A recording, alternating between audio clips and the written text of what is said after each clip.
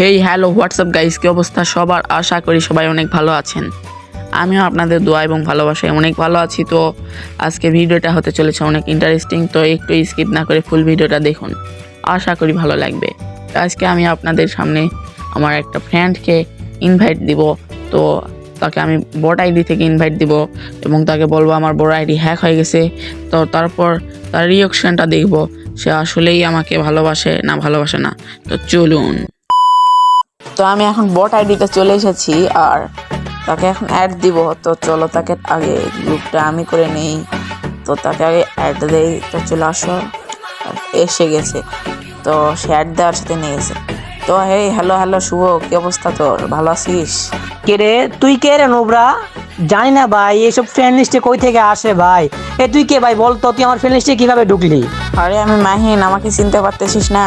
তুই এই বট আইডিতে কেন? ওই আইডিতে যা। আরে আমার বড় আইডিটা হ্যাক হয়ে গেছে বুঝছো, সেই জন্য আমি আজ থেকে বট আইডিতেই গেম প্লে করবো।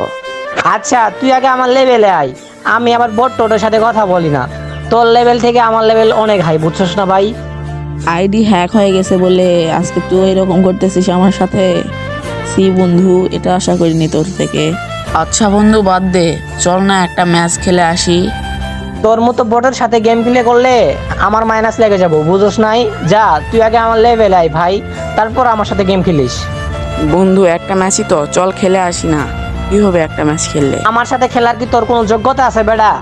আইডি হ্যাক হয়ে গেছে বলে তুই এরকম করতেছিস বন্ধু, এটা আশা করিনি।